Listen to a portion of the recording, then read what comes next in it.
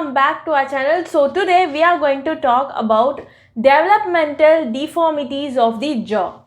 So developmental disturbance are diverse group of deformities found in the embryonic stage of development of head and neck. So when the development takes place, there are several factors involved in the deformities, that is irregularities or abnormality in the development.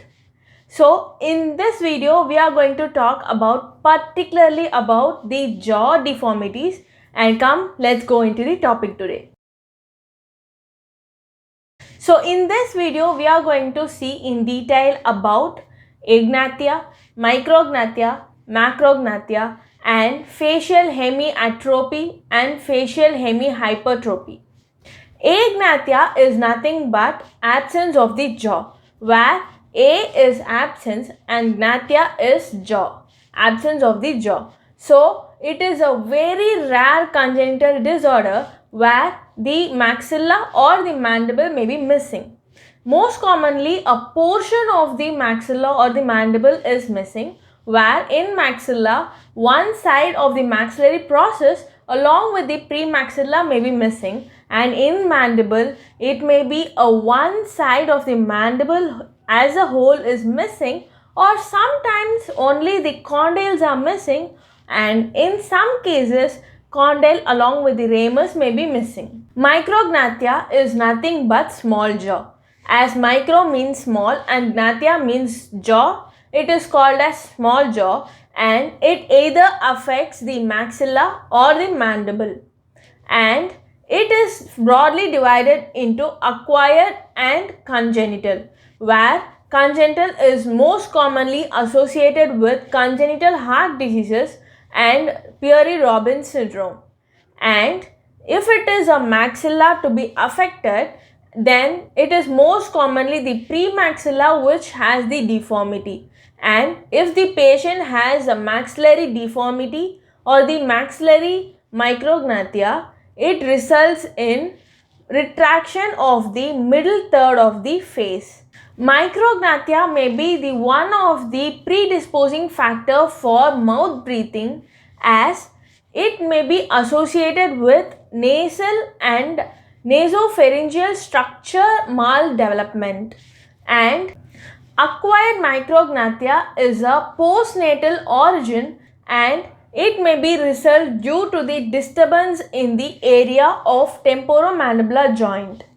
Macrognathiya is nothing but abnormally large jaws, and increase in size of both the jaws is frequently associated with the generalized increase in the size of captive skeleton. The general factors which is favoring or influencing the mandibular prognathism are increase in the length of the ramus, increase in the length of the body of the mandible, or increase in the angle of the mandible, anterior positioning of the glenoid fossa, and decrease in the length of the maxilla, and increase in the chin button.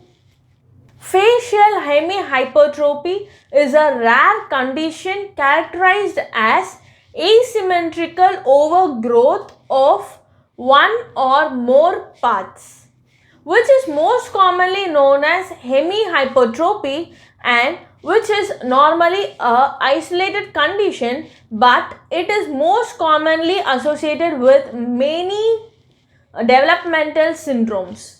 Hemihypertrophy is classified into three. Complex hemihypertrophy, which involves half side of the body, and simple hemihypertrophy, which involves single limb, and hemihypertrophy, which involves half side of the face. Etiology is unknown, but it may be vascular or lymphatic abnormalities, or CNS deformities, or chromosomal abnormalities.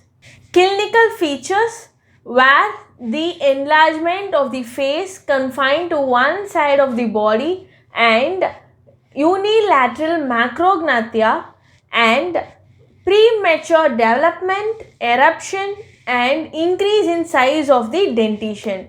When it comes to oral manifestation, the alteration in the size of the crown, root and shape and rate of the development.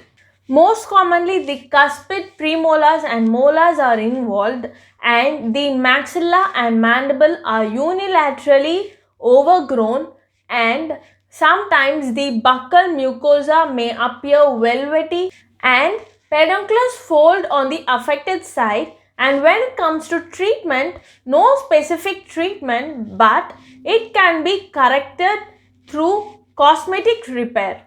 Facial hemiatrophy, which is characterized by slow progression of the atrophy of soft tissue confined to one side of the face, wasting of subcutaneous fat and atrophy of skin, muscles, cartilage and bone.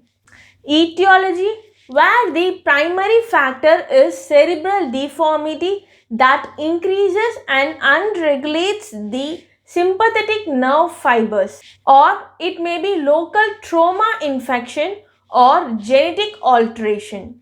Clinical features, where painless cleft is seen in the midline of the face or forehead and associated with atrophy of the skin, subcutaneous tissue and muscles, cartilage, bones and neurological disturbance also seen. Oral manifestation, it is delayed eruption, incomplete root formation and difficulty in mastication. And there is no specific treatment in this deformity. If you like this video, please do like, share and subscribe to this channel.